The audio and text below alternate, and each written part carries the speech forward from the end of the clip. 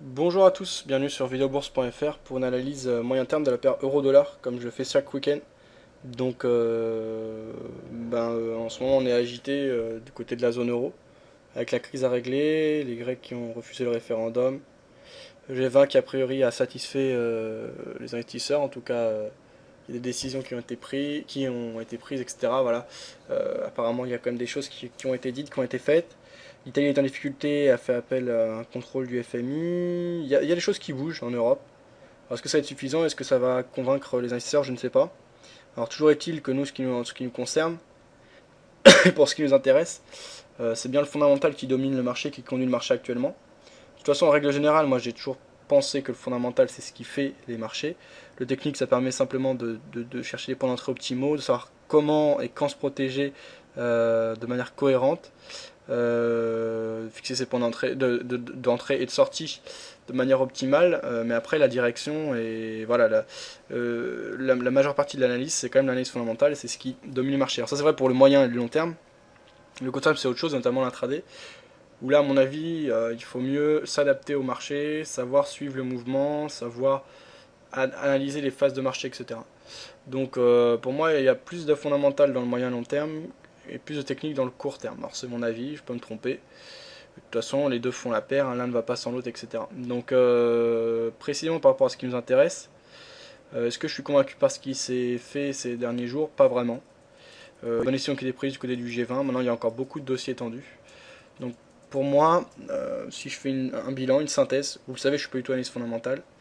Je pense qu'on reste dans le flou et je vois pas l'euro. Je vois pas, c'est possible, hein, c'est tout à fait possible, hein, mais je pense c'est possible qu'on ait une réaction haussière sur l'euro, parce qu'il y a quand même des choses qui ont été dites, donc ça va rassurer les marchés, etc. Maintenant, on n'a quand même pas beaucoup baissé, hein, si on regarde l'euro-dollar, depuis cette période de crise, de tension. Hein, on est au même niveau qu'on était en mars, ou en février dernier. Donc on a assez peu bougé. Je trouve que l'euro est quand même assez haut, alors qu'on a quand même eu des grosses craintes. On a quand même l'Italie, le Portugal qui sont en grosse difficulté. Donc pour moi, on reste dans un biais baissier. Voilà, donc on verra ce qu'il en est, l'ouverture lundi. A priori, là, j'ai regardé les cours des marchés là, sur Rwanda. Donc, a priori, on n'a pas de gros mouvements ce week-end suite au G20. Bon, alors, c'est pas toujours fiable, hein, ces cours, mais on verra lundi concrètement. En tout cas, on a clôturé vendredi à un point. Pardon, c'était une vidéo qui s'est lancée à 1.3787. Techniquement, on est clairement dans un biais baissier et on a une bonne opportunité de vente, même si c'est pas non plus optimal. Donc je m'explique, on est dans un canal baissier, donc on avait cassé la dynamique de fond haussière. On a donc maintenant notre canal baissier en bleu. Après avoir cassé le support oblique haussier moyen long terme, on est revenu le tester. On a marqué un pullback précisément dessus. On avait un canal haussier court terme qu'on voyait mieux en 1 heure, voilà, ici en rouge en 1 heure, qui a été cassé très nettement. On retrace plus de 50% de la dynamique haussière qu'on avait eu ces derniers jours, ce qui veut dire que les vendeurs sont encore assez forts. Là on a un petit mouvement de rebond à la fin de la semaine. On a quand même eu des gros mouvements baissiers, hein, lundi et mardi. Pour moi on est simplement dans une phase de correction d'un élan baissier. Techniquement on a énormément d'arguments baissiers. Alors si je supprime les fibos du mouvement haussier et que je me concentre uniquement sur le dernier élan baissier qu'on a eu là, donc plutôt court terme, sur la semaine dernière, on a retracé 38,2%, on voit, voilà, ici. Et puis les acheteurs ont un peu laissé du mou et puis les vendeurs tentent de reprendre en main le marché. Les mouvements à la baisse ont été assez violents, plus violents que les mouvements à la hausse. On a eu un bel élan haussier, il a été retracé directement, et le mouvement baissier s'est largement poursuivi.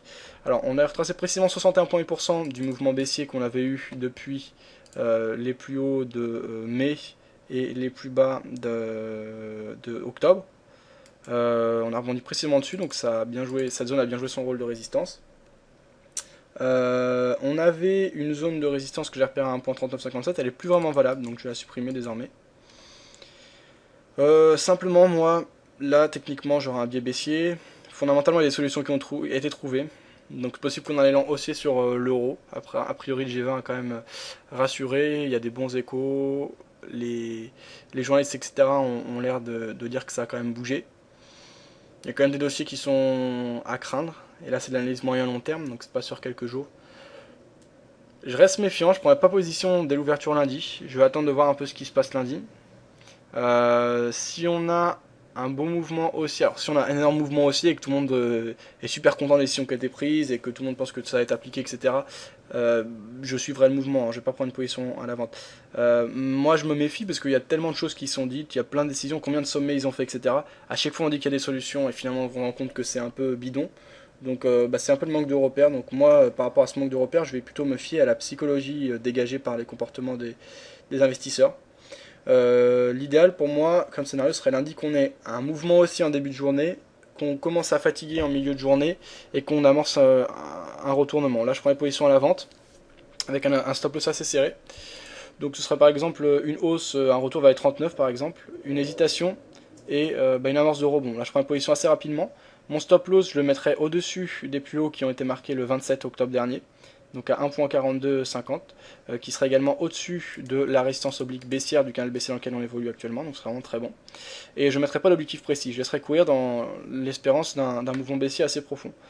Comme j'ai dit, hein, on est à 1.3787, donc quasiment au même niveau qu'en mars. Donc il peut rester, si l'euro doit baisser, il peut rester un gros potentiel, hein. Je vous rappelle que pendant la crise grecque, on était retourné à 1.18. Si ça commence à paniquer du côté de l'Italie, du Portugal, etc., on a aussi des mouvements sociaux qui se mettent en place un peu partout, etc. Tout ça, ça va plutôt dans le sens de la baisse de l'euro et de la hausse du dollar, puisque les mouvements de manifestation, etc., il n'y en a pas qu'en Europe, puisque je vous rappelle que le dollar joue toujours son rôle valeur refuge par rapport à l'euro, même si ça a tendance à être remis en cause, et même si voilà, il y en a qui disent que le dollar vaut rien, etc. Il y a quand même des intérêts de nombreux pays par rapport au dollar, donc c'est pas uniquement la valeur de la monnaie en elle-même. Il y a plus de choses que ça, je pense, autour du dollar. Donc, je pense qu'on continuera en tout cas quelques années encore à jouer son rôle valeur refuge face à l'euro. Donc, voilà, moi j'ai plutôt des arguments baissiers fondamentalement. Maintenant, j'ai pas de certitude, c'est comme je le sens. Je vous dis ce que je pense. Je suis pas un spécialiste d'analyse fondamentale, c'est clair. Voilà ma petite synthèse, mon petit bilan de ce que j'ai pu comprendre. Et donc, ma prise de position, voilà. Donc moi je dis clairement un avis baissier, j'ai donné un scénario clair à jouer, donc là je pense avoir fait mon boulot. Simplement un petit mot pour ceux qui... Alors si par contre lundi on a un énorme élan haussier, voilà ce que je voulais dire, si je vois que lundi matin ça accélère à la hausse, et vraiment qu'on a un gros mouvement haussier qui se dégage, qu'on casse les 39 facilement dès la matinée lundi, qu'on a vraiment de l'entrain, qu'il n'y a pas il y a des corrections très faibles et que directement les acheteurs reviennent fort, je vais pas me prendre la tête, je vais suivre le mouvement. Maintenant, étant donné que j'ai un biais plutôt baissier a priori, je resterai sur mes gardes, donc ce sera plutôt du suivi de tendance court terme. Donc, quel seuil pourrait me faire changer d'avis et passer haussier? Bah, ce serait à moyen terme la cassure de la résistance oblique baissière qu'on a ici en bleu. Donc ce serait actuellement au niveau des 1.43. Donc vous voyez qu'on n'y est pas du tout. Hein, il fera un gros mouvement. Donc tant qu'on est en dessous, tout dépendra de l'entrain. Si vraiment on a un énorme mouvement haussier, bon bah je laisserai courir. Si vraiment on a quelque chose d'exceptionnel, je laisserai courir. Si on a quelque chose de modéré, mais quand même de constant, pourquoi pas suivre les mouvements, mais ce sera plutôt du court terme pour ma part. Alors qu'à moyen long terme, je n'hésiterai pas à laisser courir des ventes. Je laisserai beaucoup plus facilement courir des ventes sur l'euro dollar que des achats. Maintenant, je vais pas me borner, il ne faut pas se borner, les marchés ont toujours raison. Donc si on a des mouvements haussiers, si le mouvement est clair, qu'il n'y a aucun problème et que les acheteurs sont très forts, je prendrai une position et je la suivrai. À ce moment-là, bah, le stop loss il sera assez évident. Il sera en dessous des plus bas qu'on a marqué cette semaine, c'est-à-dire en dessous des 1.3605. Pas d'objectif, en général j'aime pas les objectifs, j'aime bien suivre une tendance, donc laisser courir, dans l'espérance de casser les zones de résistance, etc. Autrement, si on a un mouvement assez fort, je prendrai des positions, mais bon, pas non plus énorme, pas extraordinaire, pas exceptionnel, donc pas une énorme volatilité ni une énorme force. Je prends des positions et je les suivrai sur du court terme, donc avec des objectifs que j'observerai en intraday, avec mes analyses, avec les Fibo, les points pivots, etc. que vous avez l'habitude de suivre.